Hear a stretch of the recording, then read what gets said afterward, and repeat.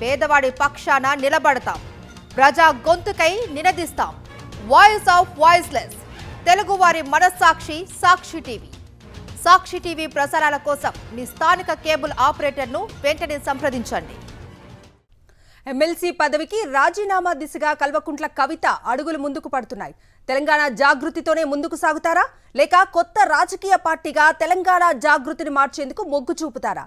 ఇప్పటికే తన నివాసం పక్కనే తెలంగాణ జాగృతి పేరుతో కార్యాలయం ఏర్పాటు చేశారు కవిత. బీఆర్ఎస్ రజతోత్సవం తర్వాత సొంత ఎజెండాతోనే ముందుకు సాగుతున్న కవిత బీఆర్ఎస్ నుంచి సస్పెండ్ చేయడంతో ఆ పార్టీకి ఎమ్మెల్సీ పదవికి రాజీనామా చేసే యోచనలో ఉన్నట్లు తెలుస్తోంది. ఈ క్రమంలోనే కాసేపట్లో కవిత ప్రెస్ మీట్ నిర్వహించనున్నారు. మరోసారి బీఆర్ఎస్ నేతలను కవిత టార్గెట్ చేయనున్నట్లు తెలుస్తోంది. ప్రస్తుతం ఉన్న పరిస్థితుల్లో తెలంగాణలో కొత్త రాజకీయ పార్టీకి స్పేస్ తక్కువే ఉంది. తెలంగాణ రాష్ట్ర ఏర్పాటు తర్వాత కోదండరాం ఏర్పాటు చేసిన కొత్త పార్టీ టీజేఎస్ సక్సెస్ కాలేదు. ఉమ్మడి ఏపీలో దేవేందర్ గౌడ్, ఆలయ నరేంద్ర, విజయశాంతి పెట్టిన పార్టీలు విఫలమయ్యాయి. ఈ క్రమంలో కవిత నిర్ణయం ఎలా ఉండబోతుంది అనేది సర్వత్రా ఆసక్తి నెలకొంది. ఇదే అంశానికి సంబంధించి పూర్తి అప్డేట్స్ అందించడానికి మా ప్రతినిధి రాఘవేంద్ర లైవ్ లో జాయిన్ అవుతున్నారు.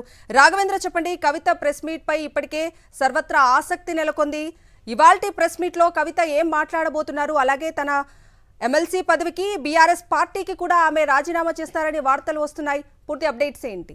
12 గంటలకు తెలంగాణ జాగృతి అధ్యక్షురాలు కల్వకుంట్ల కవిత ప్రెస్ మీట్ ఇక్కడ నిర్వహించబోతున్నారు. తెలంగాణ జాగృతి కార్యాలయాన్ని ఆమె 3 నెలల క్రితం ప్రారంభించారు. ఆమె నివాసం పక్కనే ఏర్పాటు చేసుకున్నారు. బీఆర్ఎస్ రజతోత్సవ సభ తర్వాత సొంత ఎజెండాతో కవిత ముందుకు వెళ్తున్నారు. పార్టీకి సంబంధించిన అంతర్గత వ్యవహారాలకు సంబంధించి కూడా మాట్లాడుతున్నారు. ఒకసారిగా హరీష్ రావు, సంతోష్ రావు పైన తీవ్ర స్థాయిలో వ్యాఖ్యలు చేయడంతో పార్టీ నిన్న సస్పెన్షన్ చేస్తూ నిర్ణయం తీసుకుని దానికి సంబంధించి అధికారిక ప్రకటన కూడా వెళ్ళింది. ఈ పరిణామాల నేపథ్యంలో ఇవాళ మధ్యాహ్నం 12 గంటలకు కవిత ప్రెస్ మీట్ను ఏర్పాటు చేశారు. ఇక్కడ జాగృతి కార్యాలయంలో ప్రెస్ మీట్ నిర్వహించబోతున్నారు.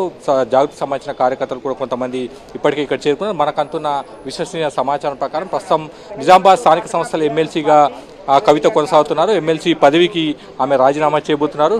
మండలి చైర్మన్ గుత్తా సుఖేందర్ రెడ్డికి ఆమె రాజీనామా లేఖను పంపబోతున్నట్టుగా తెలిసి, మరోవైపు పార్టీ సస్పెన్షన్ వేయడంతో ప్రస్తుతం బీఆర్ఎస్ పార్టీ ప్రాథమిక సభ్యత్వానికి కూడా కల్వకుంట్ల కవిత రాజీనామా చేస్తారని తెలిసి ఈ 2 అంశాలు ప్రధానంగా ప్రెస్ మీట్లో ఆమె ప్రకటించబోతున్నట్టుగా మనకు సమాచారం. దీనికి సంబంధించి ఇప్పటికే సన్నిహితులతో చర్చించినట్టుగా తెలిసింది. అయితే కొత్త పార్టీకి సంబంధించి ఇప్పుడు జరగబోయే, అంటే మరి కాసేపట్లో జరగబోయే ప్రెస్ మీట్లో ఎటువంటి ప్రకటన కవిత చేసే అవకాశాలు లేనట్టుగా తెలిసింది. మరోసారి పార్టీలోని ఒకరిద్దరు నేతలను కల్వకుంట్ల కవిత టార్గెట్ చేసే అవకాశం ఉన్నట్టుగా మనకు సమాచారం ఉంటుంది. ఎవరిని టార్గెట్ చేశారు, ఏ అంశాలకు సంబంధించి ప్రధానంగా కవిత ప్రస్తావిస్తారని కూడా చూడాల్సింది. అయితే మరోవైపు కవిత వైపు నుంచి ఏమైనా విమర్శలు వస్తే వాటిని తీవ్ర స్థాయిలో తిప్పికొట్టేందుకు బీఆర్ఎస్ మరోసారి సిద్ధమవుతున్న పరిస్థితి. మధ్యాహ్నం తర్వాత సింగరేణి కార్మిక సంబంధించి సమావేశం తెలంగాణ భవన్లో జరగబోతుంది. అక్కడ KTR, BRS party working president KTR కూడా రాబోతున్నారు. కవిత ప్రెస్ మీట్ తర్వాత జరగబోయే పరిణామాలు కానీ ఆమె చేసే విమర్శలకు బీఆర్ఎస్ కౌంటర్ ఇచ్చే అవకాశాలు కనిపిస్తే, ప్రస్తుతం అయితే ముందుగా ఆమె ఎమ్మెల్సీ పదవికి రాజీనామా చేయబోతున్నారు. అదేవిధంగా బీఆర్ఎస్ పార్టీ ప్రాథమిక సభ్యత్వాన్ని కూడా రాజీనామా చేయబోతున్నారు కవిత. రాఘవేంద్ర, అంటే ఇప్పటి వరకు హరీష్ రావు, సంతోష్ రావు పైనే విమర్శలు చేశారు. మరికొంతమందిపై కూడా ఆమె విమర్శలు చేసే అవకాశం ఉందా? అప్డేట్స్ ఏంటి? అంటే ప్రస్తుతానికి అంటే బీఆర్ఎస్ పార్టీ రజతోత్సవ సభ సమయంలోనే ఆమె కేసీఆర్కు ఒక లేఖ రాశారు. పార్టీలో జరుగుతున్న వ్యవహారాలు సరిగ్గా లేవన్న అంశాన్ని ప్రధానంగా ఆమె ప్రస్తావించారు. ఆ లేఖ లీక్ అవడంతోనే పార్టీకి ఆమెకు మధ్య గ్యాప్ పెరుగుతూ వచ్చింది.